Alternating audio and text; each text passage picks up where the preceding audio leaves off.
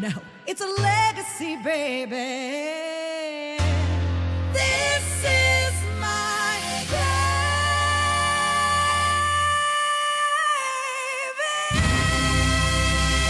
Oh my God, it's a podcast.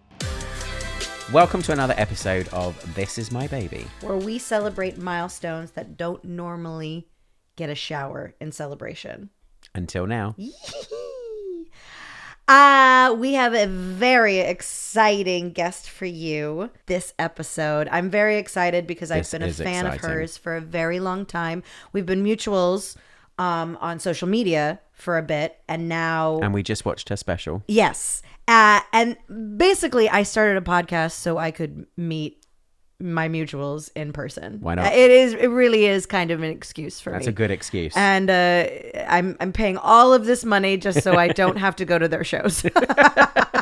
Except we would go to her show. We would. We would. Oh, man. Cut that out.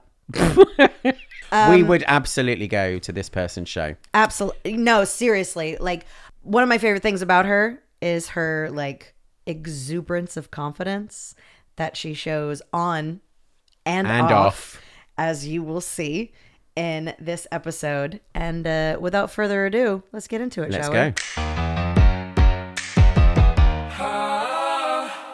Welcome back to This Is My Baby. I'm Sarah Hester Ross. And I'm David Ian. And we have a fantastic guest for you. We're very excited. Please welcome the very funny, the very talented Robin Tran. Who looks like a giant baby.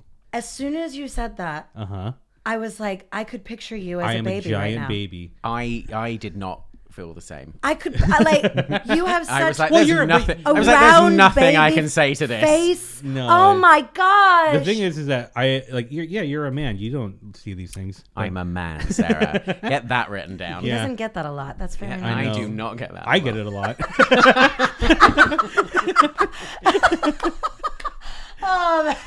I have been told, by the way, like by people who hate me on the internet, like they'll say things like, "Oh, you couldn't get a girl, so you had to be trans to get girls. It's the easy way out." I'm like, how is that the easy way to get girl? Why don't you try that? Yeah. Why don't you try to become like an a awful girl lot to of get work. girl? What's your excuse, virgin? Yeah. Wow. That's how much they hate me. They think Yeah. that they need to become a girl to get girls. They don't hate you. It actually did work, by the way. They are jealous of you. It did work. It did You just work. snuck I just that like- in there. It did work, by It the did way. work. So if there's any bros out there that was just getting- want more. No actions as Robert, but man, Robin is picking it. No, I'm kidding. I don't know what I'm saying. Oh no, don't say you're kidding. I love the idea Me too. of some bros just all across the land transitioning. That you became a trans woman and now you Yeah. get more pussy. Yeah. Literally, like that's what That's I how you do wanted. it, bros. Figuratively and literally. Yeah. Back to you. Speaking of pussy, we Okay. have a few questions for Yeah. you. Love that. All right. Question number one. Mm-hmm. How old is your baby? Ooh, interesting. My baby is 4 months old. 4 months. 4 months. 4 okay. months. I'll say Pretty before new. toddler age. Okay, so your baby, is it cute or is it ugly? It's got a great personality. So it's ugly. So, I mean, It's ugly. it's not so this is the one that we would leave at the bottom of the mountain. not pretty. Yeah, you only develop a great personality if you're ugly. But it would survive that. Yeah, it's a little Okay. Okay. All right. That's right. Third and final question. Was your baby a surprise or on purpose? It was a total surprise. I would not have planned that. Oh. Yeah, that's Okay. right. Okay. Yeah. All right. What is your baby? Hi, I'm Robin, and my baby is resiliency. Yay!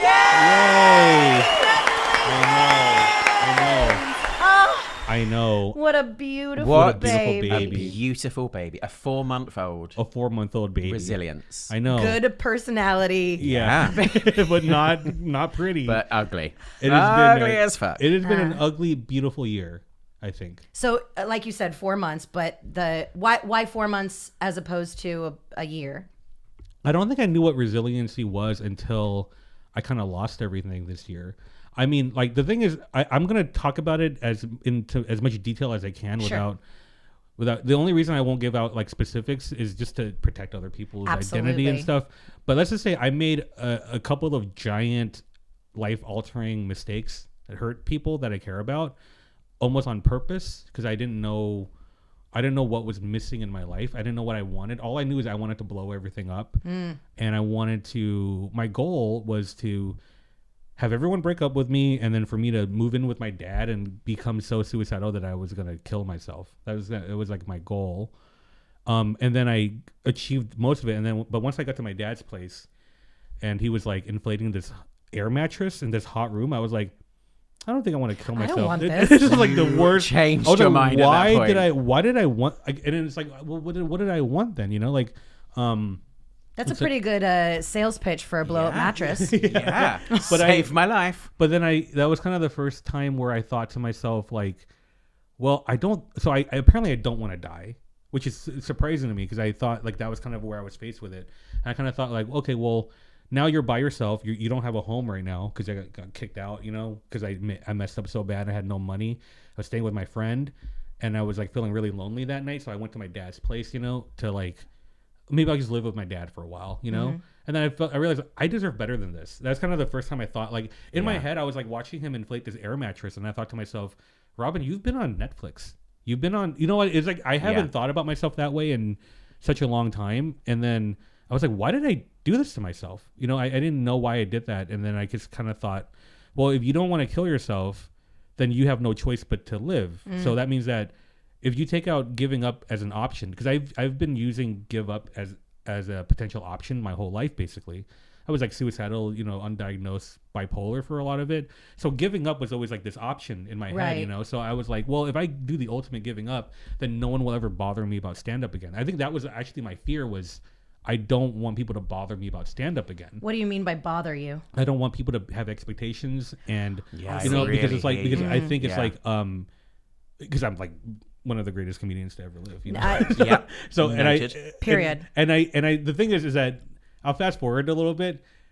That is a genuine belief I have, and I think I was so scared of that belief that I tried to mask it with self-hate because it felt like it's such an embarrassing thing to think about yourself. So I was kind of doing everything I can to make myself small because I couldn't handle how big I really felt I was once you get rid of all the BS, you know, the insecurities and everything. Right.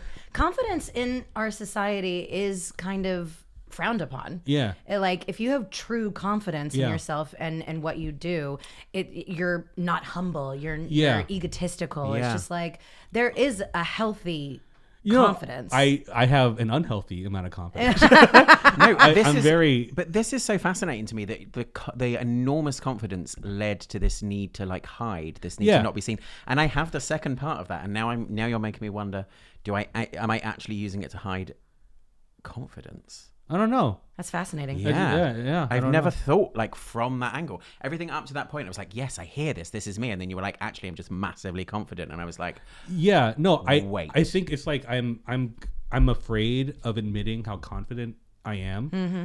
You know, like sometimes like someone will like they'll say like, oh, I suck. I'm not good at comedy. I don't think I'm good. I'm like, you do think you're good, because if you didn't think you were good, you would quit.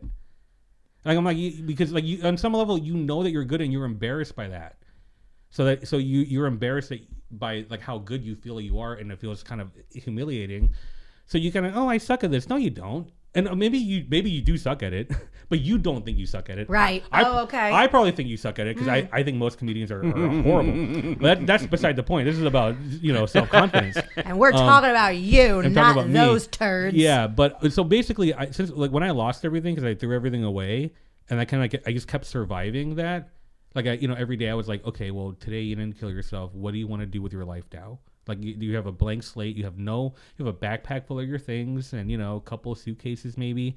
You have like people that will let you stay for a while. And I think it's every day that I didn't die, I didn't kill myself, whatever. That's kind of when I started building self-esteem. Mm-hmm. I think it's like a pretty new to build self-esteem for me. It's been only like 4 months since I actually started building self-esteem. I think I was pretty like, I was full of self-hatred for most of my life. Right. But it's always like this swinging between like self-hatred and extreme confidence, like extreme arrogance, I would say. And I always swing between the two. And the arrogance would only happen like in my career, really. Yeah. And so it was just like, so all of your self-worth was tied to your career. I would say so. Yeah. But I think in the midst of like trying to find a home and trying to find, like, so many people helped me out during this. Like, I had so many friends call me and people that let me stay at their place and people like really taking me in. And like I met some new people who like let me stay at their place, and another new person let me stay at their place, and I was kind of like going from one place to another. And then these people who had never met, and I just met these people, introduced themselves to each other. And So you along the way were creating a community. So when I saw that image, I'm like, oh my God. So like he's handing my suitcase to her and they're shaking hands and this is all for me. Yeah. Like, oh, like there's too much evidence that people like me for me to think these stories about me of being unlikable, being ugly, all these stories. You tell yourself these stories your whole life. Now, are you hearing this from yourself or are you hearing this from other people? I'm hearing this from people I don't talk to anymore, like my dad and my sister. I'm listening to these stories from like 30, 35-year-old stories, and then so like you kind of anything that kind of diverges from the story, it was like it didn't count.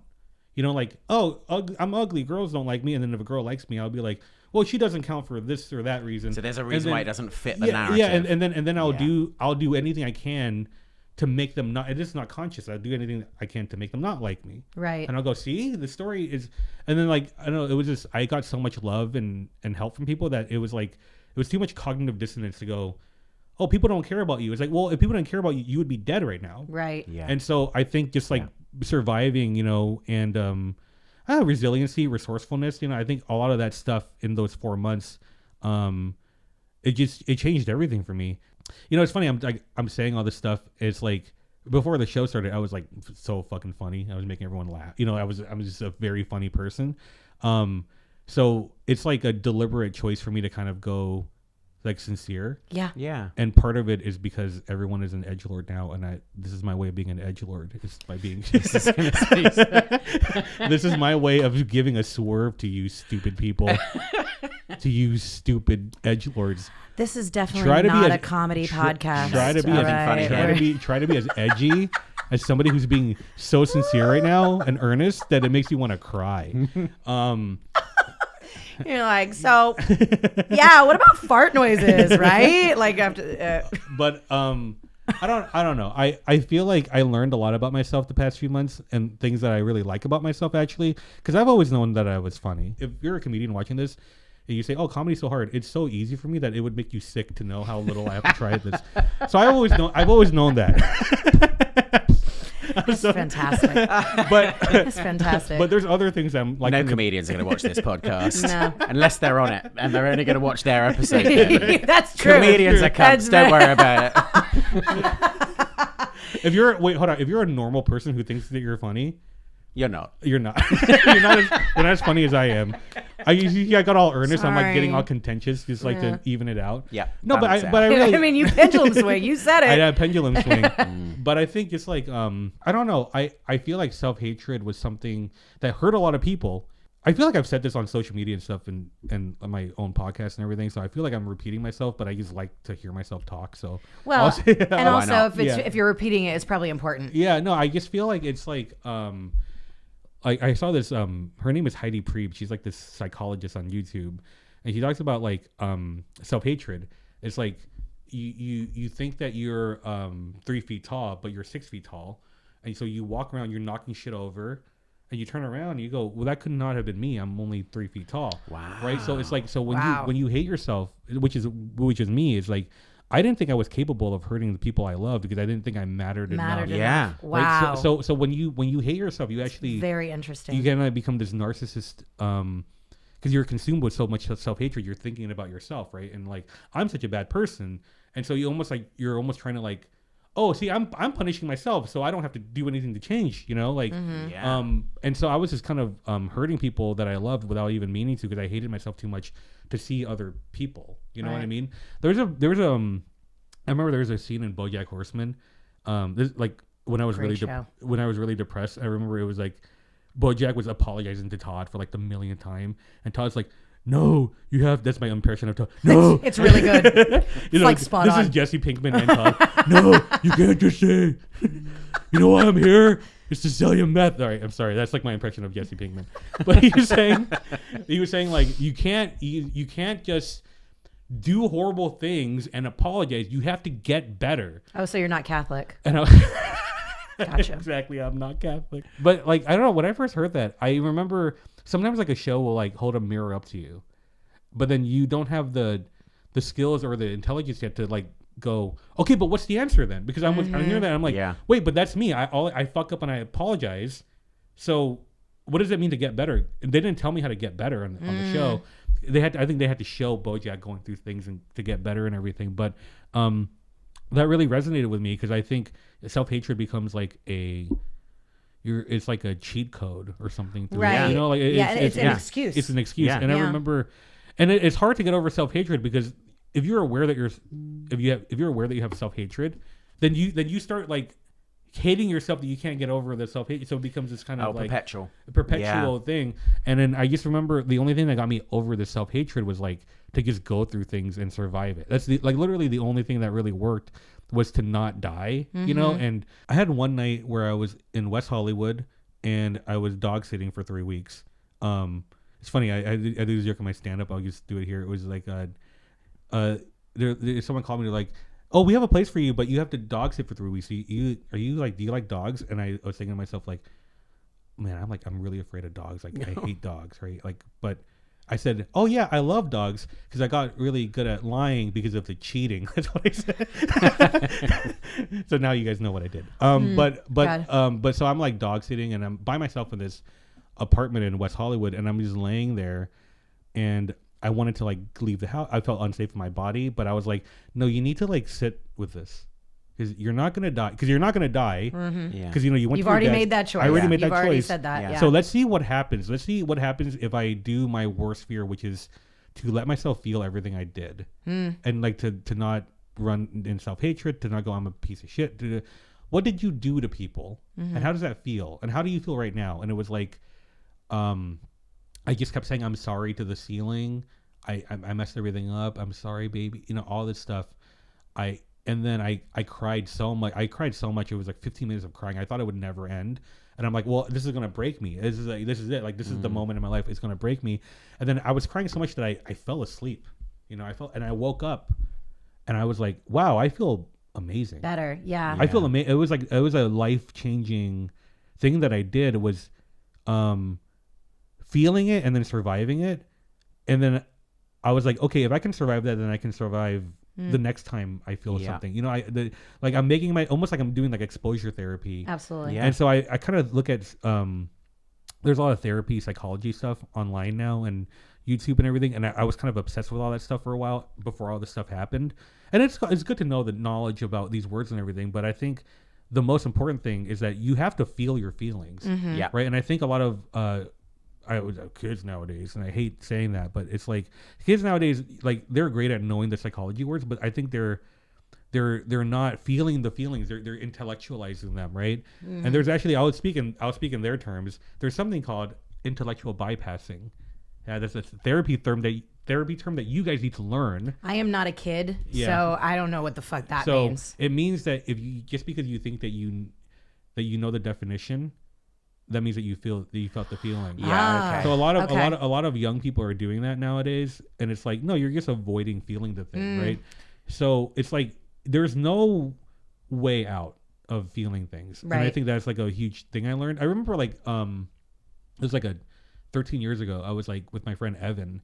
I went through this really bad breakup with this girl, and I was like, how do I deal with this? Like, what do I do? How do I deal with this? And I remember he's the only person that said this to me, and it stuck with me. He says, you feel like shit for a while. Yeah. And then it gets better. Why didn't anyone else tell me that? Everyone else was like, well, you got to go jogging. You got to, you got to numb. You got to numb, right? Do you know Brene Brown? Yes, the power of vulnerability. Yeah, exactly. And a lot of the stuff that she talks about around this is that you need to stop numbing. Yes, like all of your feelings, because you can't selectively numb feelings. You can't just numb yourself from the bad stuff. If you numb, then you're numbing from the joy as well. So you'll never experience that properly. Yeah. So. Oh, I'm getting chills right now. Yeah. Because the people want It's to. my hand under the table. Oh my god, that's so nice. It's the power of my words, Oh. Sarah, that I stole from someone else. I think Sorry to make it's- a joke in a special time. No, I think it's like joy has actually been really hard for me to feel. Well, it's Like, vulnerable, right? It's really vulnerable to feel it's like joy. I would say joy is more vulnerable. Everything that I'm experiencing now, that's good because I like myself now for the first time. I don't like it's not perfect, you can't just There's no such thing. yeah, but I like myself more than I ever have. Yeah. and it's fantastic. and I love the people in my life and they love me, and that's really hard to sit with sometimes. Like I would say like feeling big and feeling confident are just unfamiliar physiological feelings. So it's like even like it's like past your intelligence. Even it's like you get used to chaos, you get used to intermittent reinforcement, you get used Right. to, and then you feel peace, and you feel like whoa, I don't know how to do. It's like a soldier that doesn't know what to do in peacetime. Kind Right. Of thing, you Well, know? Yeah. you're coming out of PTSD. Yes. In the sense. Yeah. And so like just like feeling joy. Whenever I feel joy, I feel very scared afterwards, and I feel sad. You know, I feel a sadness after joy. So there is a catch to joy. There is a catch. If you're like wondering, what's the catch to all this? It's like, well, it's also very hard to experience the other side of it. It's better, and I'm very happy with my life now. But it's like the vulnerability is higher because like there's stakes now. Yep. Like let's say Yes. if you're dating somebody that kind of sucks, and they're wishy-washy or whatever. And there's no point in losing it. Yeah, it's Yeah. like There's no you, fear, Yeah, there's yeah. like you think you're afraid of losing it, but you're really it's like it's an avoidant way of it's actually safe. It's like sometimes it's like actually safe to feel bad if it's a familiar feeling. Yeah, because if you're actually experiencing joy, then the vulnerability, the fear comes from that could go. I Yes. could lose actually, this joy. I can actually lose this, Yeah. and if I lose this person who's awesome, Yep. I can't blame them for sucking. You know what I mean? Like so Yeah. it's Yeah. like so now there's like real stakes. Now it's like Yeah. can I live up to this? And am I actually a good person? And for me, what's been hard is like accepting love without feeling like I need to earn it. So like sometimes like if I Yeah. feel like someone loves me or they're nice to me, part of me feels like, well, what's the catch here? Like what is? Well, you're waiting for the other shoe to drop. Yeah, it's also like I think there's also like this kind of distrust, which is not fair to the person who's being nice. Which is like love was always followed up with like abandonment or resentment or an expectation or something. So when I feel like love just for the sake of it, I'm just like, whoa, what the fuck is this? I don't know what this is, and also I don't trust it yet.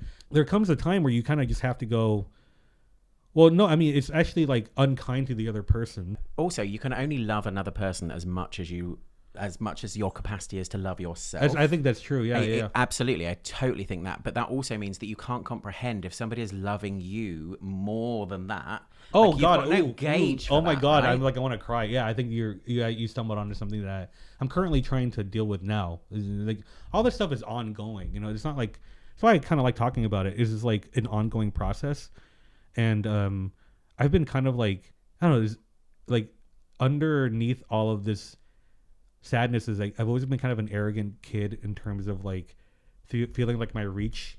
Like if enough people heard me, I'd be a millionaire someday. I felt this way since I was like a little kid. Yeah. Like it's like if I can just like take people on my journey. Like I used to like do like Zangas in high school, like little like journals, and I would like just talk about my feelings all the time.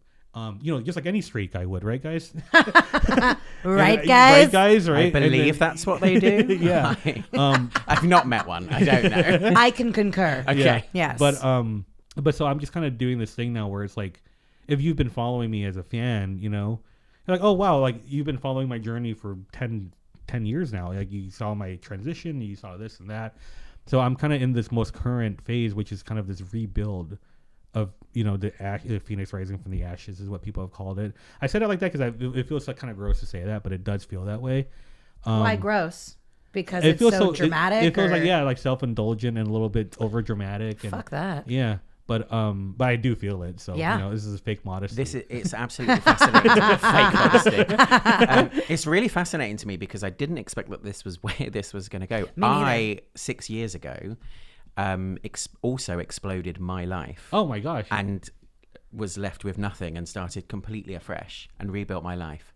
And the joy that I have been able to experience afterwards is so much greater. And one of the sadnesses that I've had to like sit with and live with is that I realized that up until that point, I'd never really properly experienced joy. Yes, that is, and that has created a sadness that that's exactly how I feel. Yeah, afterwards. It's almost like this, like all this time. It could have been this the whole time. I think that sadness is like, I think that is a profound. I think I felt that earlier when I was talking about it, but I think it was like such a sad thing to say out loud. So I'm glad somebody else said it. I will always bring the mood down. Don't you worry. No. I think it's a beautiful thing. I meant like sad within myself to say it out loud, to admit that. No, but I think like the thing is, I actually feel really lucky that I had that opportunity for that my life went as low as it possibly could. Yes, I feel that. And way you had too. to make those decisions, and it had to be a conscious decision. Am I ending this or am I carrying on? Yeah. And then you swerve and you decide you're carrying on.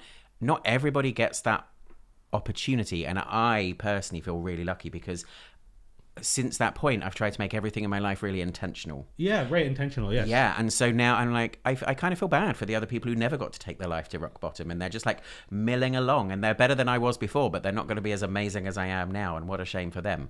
But I think it's really incredible, and I'm so excited that resilience, like that you've thought of that as your baby, because that would never have occurred to me. It would have never occurred to me just a few months ago. Do you think that... Thank you for sharing that. That it will continue to grow into resilience, or do you think it will change? I think that it's actually changing to something else already. I'm going to get rid of resiliency and give it up for adoption soon. Yes.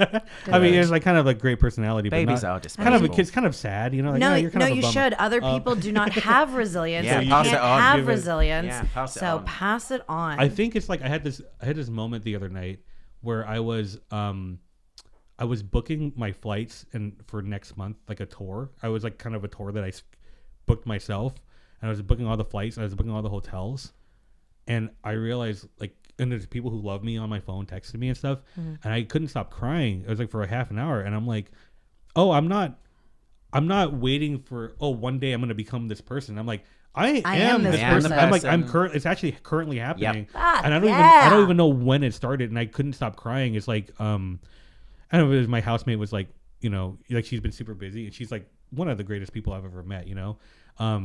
And she came downstairs because I like live in the downstairs apartment. She like lives in the main house, and she comes down. It's like, she's like, have you been crying? And she's like kind of busy on the call, and I'm like, yeah. And then my eyes are red, and she goes, are you okay? I'm like, I think maybe like people love me, and I'm like, You're like, I'm so good. You're like, then- I'm that big. And she meant this lovingly, so I don't want to. And she kind of was like, okay, I mean, that's not a real problem, so I'm gonna go.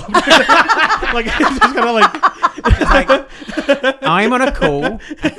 I'm busy with work right now, but I think, it's more of a private thing. I think it was just kind of like, maybe I'm not a useless piece of shit. I think that was the thought I had, and I was just sobbing, and it's like, I feel lucky that now you're gonna hear some arrogant things. That Go. I've been called friend shaped, you know, which is like, I use like, it's very easy for me to make friends because of the way I can see that. I'm like round, like giant baby. Oh, I thought you Baby. meant like. Wow, Sarah.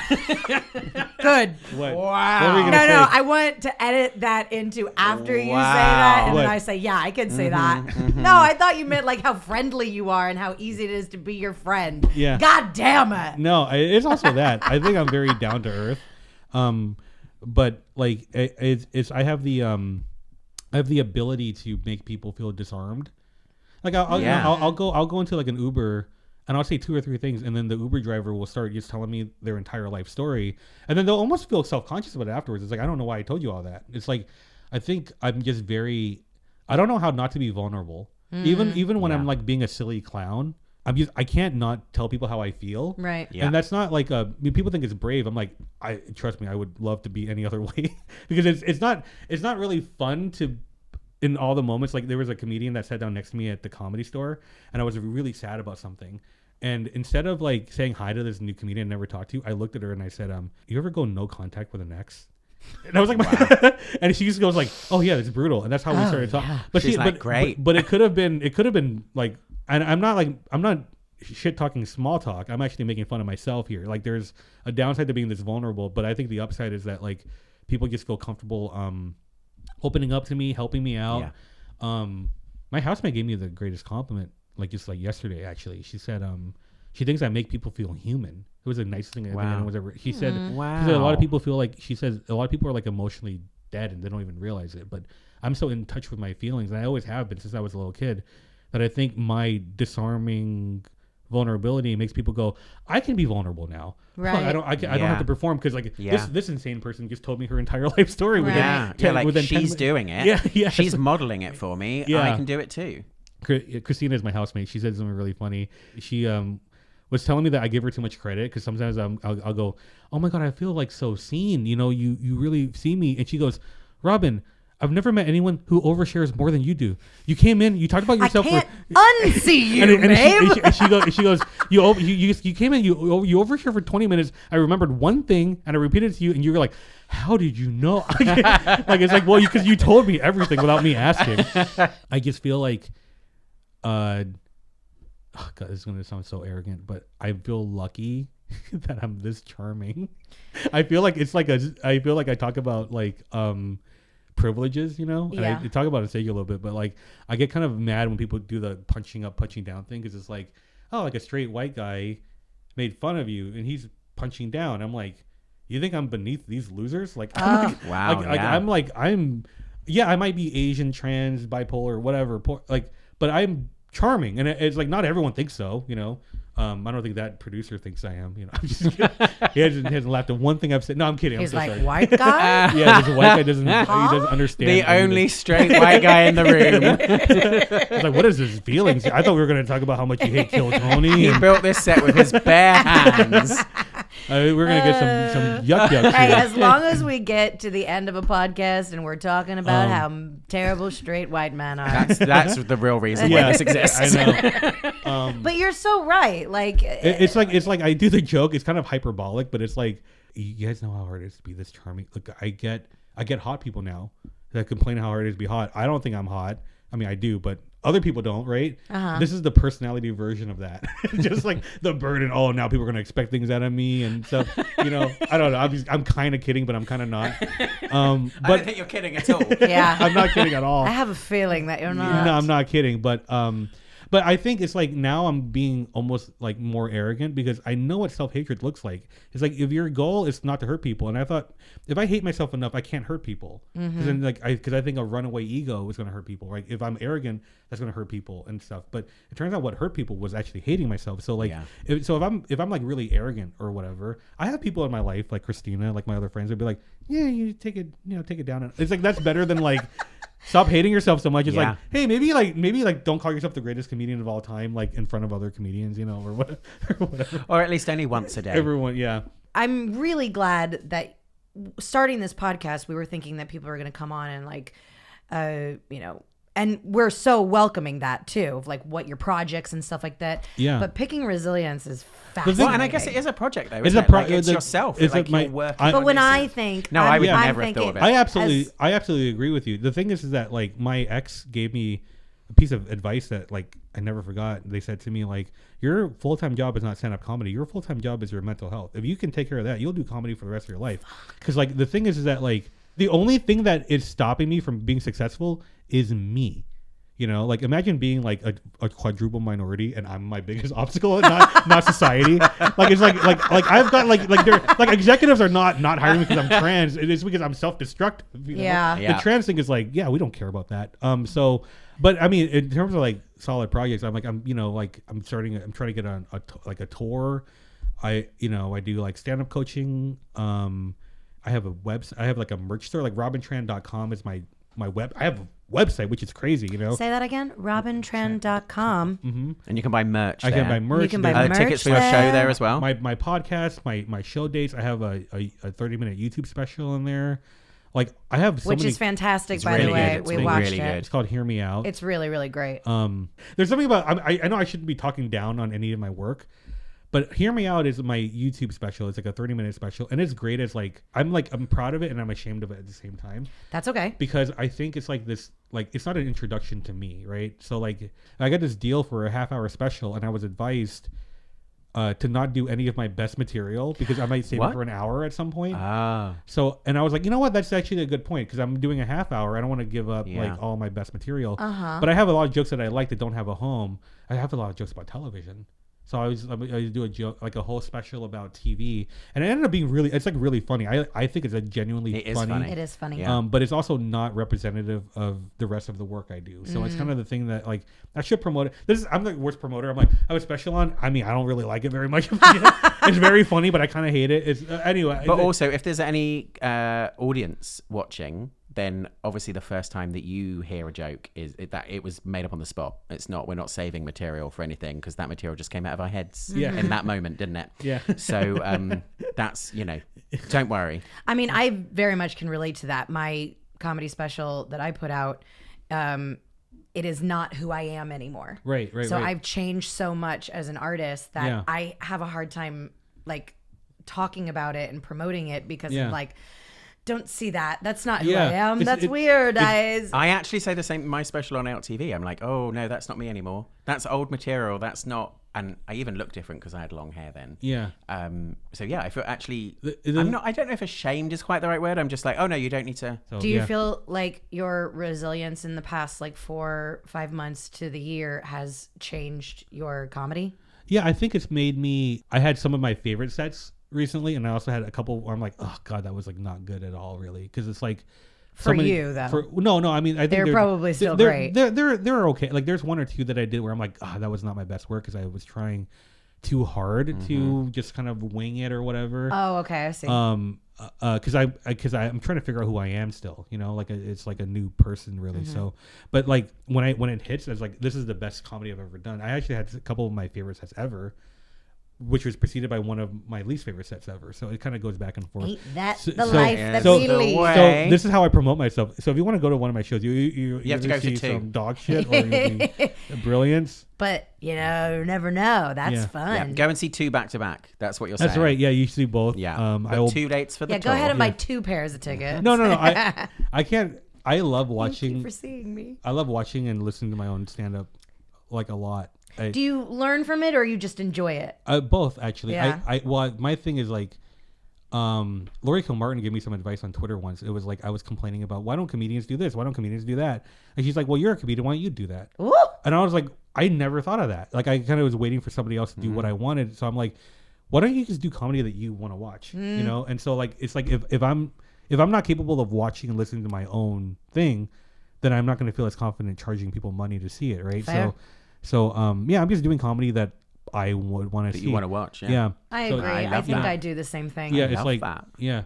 But I'm not like a stand-up comedian, so like my set is more musical and stuff like that, and so I am very cautious about like people's sightline. People like if I'm sitting at the piano, can they see my face? Oh, Can yeah, they see yeah. it? So I think that if I was sitting in an audience of my show, how would I be distracted or like Right, how, wow. like, so I actually think what you do is way harder than what I do. that's not true. I think it's like not true. in terms of like just like the logistics of like blocking and placement and all that It's stuff. just different, but it's definitely not harder. I try. I've opened up for comics before and not done music and just did like a tight 10. But I'm really bad at it. But I think that I think that you would be better at stand up than I would be at music. You know that's what I'm saying. I think I think it's like what it just reminds me like whenever there would be like an open mic, it would be like a poetry, music, or stand up comedy open mic. It was like that's not fair. Like it's like a person come with a guitar and they're so insecure to like hope you like this.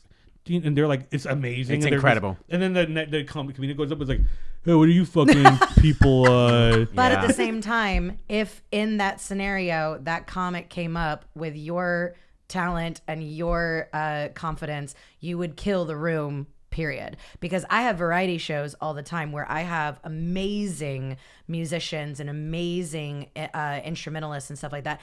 And the comedian comes up and kills because they're pro. Yeah. Because you're pro. Yeah. So there is a difference between, I understand what you mean because music is, it's a crutch. When I first started musical comedy, comics would call me a prop comic. Oh, great. And I thought that was kind of funny because I'm just like, okay. I didn't take that as an insult. I was like, yeah, I get it. Right. I'm leaning on music. Yeah. you don't have that. I understand. We're different. Right. I'm not trying to be that. I'm not going to call myself a stand-up because I respect it. Right.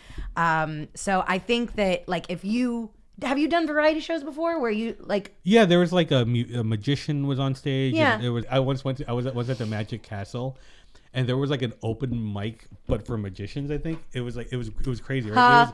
Hilarious. It was like this guy was doing his trick, right? Oh my God. I kind of just saw part of it. And he was doing this trick. He was doing this card trick, and you can see the other magicians in the back. These are all like open mic magicians. And it's like, hey, buddy, you ran over your time. And he goes like, I'm trying to finish my fucking card trick. I'm like, so it doesn't matter what the genre is. If you're at an open mic, it's just a bunch of people being bitches to each other. it's true. Yeah, that's fair. But I've I do just think been out of snuck variety, into. though, Well, sorry. I do think out of variety though, it is difficult to go on as the comic. I understand that. It is rough. But again, you guys are pros. You are professional, and you could come up behind a. I'm not saying that it's not a great, like it's like doing stand-up comedy after like a musician or whatever. Like I can get the crowd to laugh and have a great time. But I'm saying that the skill of music is harder. Yeah. That's all I'm saying. It's like especially musical comedy. Like it's musical one thing comedy. writing a joke, but then you've got to set it I just to think it's like a tune. Like I think if I knew how to play music and sing, I don't know if I would do as much comedy. I think I don't know. I sing a lot to myself. It's like fun, and I'm not a great singer, and I actually prefer doing karaoke more than stand up. It's one of my favorite things. What's to do. your go-to karaoke song? I like to do like "I Will Survive" and Resilience. "I Want It That Way" by the Backstreet Boys, and Tune. yeah, "Hit Me Baby One More Time." Love it. I also like if Superman by Eminem is on there, I will always do that song. Wow, that's a curveball. That's hard. Yeah, it was. I was once at a karaoke. This is not like a private room karaoke. This is like in a Mexican restaurant Where all karaoke should be. It's like this, While I'm eating a it's like- burrito. So there's the third verse is coming up, right? And the third verse Eminem is talking to a girl, right? They're having an interaction, and the lyrics do not show the girl's lyrics on there. But I knew it by heart. You know them anyway. So it's like I'm not phased. I hang around big stars all day. I don't see what the big deal is. Anyway, you're just playing out Martian to me. Ooh, yeah, girl, run that game. Haley Jada, love that name. Love the tattoo. What's it say? Rotten Pieces. Oh, that's great. None of that was on the screen. The crowd started going crazy. I'm like, this is like the greatest moment of my life. But more thrilling than any stand-ups that I ever got was people clapping to me doing Eminem.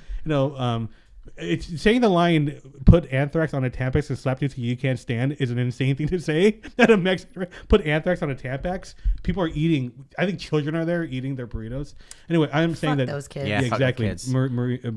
Music is hard. is what I'm saying. Well, I appreciate that. Yeah. And but again, I respect the art of stand-up comics so much. Stand-up comedy Well, so much. that makes one of us. So tell us how people can celebrate your baby. How can we interact with you? Come and see you. What can we do? Go to my website, robintran.com. RobinTran.com. Buy some of my merch. Buy it. Listen to my podcast and see if there's any shows coming up. So the podcast is called Trans Talk with an apostrophe S. Great. Buy So the just buy website has some- got the merch. It's got your tour dates. and all link that to the podcast. Yeah. And So my go there and YouTube, find everything. YouTube, and a gallery of all my photos for no other reason than I just really like to look at myself. Great. You are lovely. I'm lovely. Yes. That's why you insisted on a mirror at the end of this table. I do. Yes. I have made out with mirrors before. I don't know if that's. Anyway, are we done? No. I would like. I think let's finish on that. So Could just we- expand that out. I have finished on that. That's one way to clean a mirror. Well, on that note, thank you. Thank you guys. This has been so much. incredible. Cheers. I would love to. Cheers. To your baby. To your baby. Perfect. I don't know how to say goodbye.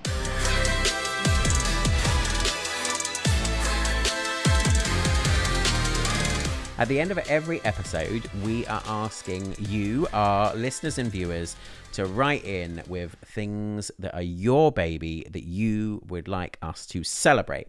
So today we have got an email from Jessica in Little Rock, Arkansas. Yes. Hearing you celebrate non-child accomplishments made me realize that what I've done counts. Oh, I love that. Even if it doesn't come with a baby shower or a card aisle. This year, I left a toxic job that had been slowly wrecking my mental health. Yes. That's Not yes about the mental health. No, that's yes about fantastic leaving. doing that. It wasn't impulsive or dramatic. It took years of building courage, confidence, and a safety net. Saving money, making a plan, and learning how to protect myself emotionally and financially. Fantastic. Yes, amazing, I stayed longer Jessica. than I should have because I was scared. Fair. Leaving felt terrifying, but also like choosing myself for the first time. Your podcast helped me see that this was something worth celebrating, that growth doesn't have to look traditional to be real. Thank you for creating a space where people like me can say, I did a hard thing, and hear, yes, that matters. Yes. Well done, Jessica. Congratulations. That is so fantastic. That is amazing. On to big and better things, my love. And feeling the fear and doing it anyway is so important. It really is. I do feel that makes it all the more worth celebrating. I When agree. you know that this is going to cause turmoil, but you know it's worth it. And so even the negative, even the hardships are not going to be as hard because it's not as worse as staying in the complacent. And this is such a good example for this podcast because people would absolutely celebrate you getting a brand new job, but would never think to celebrate you leaving a toxic job. So this is absolutely the kind of thing we want to hear about. So thank you, Jessica, and well done. Congratulations, my love. Congratulations. And well done us for having such my an gosh, impactful David. podcast. Look at you. Look at us. Changing people's lives Look we at are, us. Sarah. Look at you. Look at us. I always knew I'd do something. See, Mom? See, Anyway, thank you again to Robin Tran for being our very special guest. Thank you, Robin. Amazing. Make sure She you was great. go follow her and support her as much as possible. And stick around, subscribe to our podcast, and see you next time. See you next time.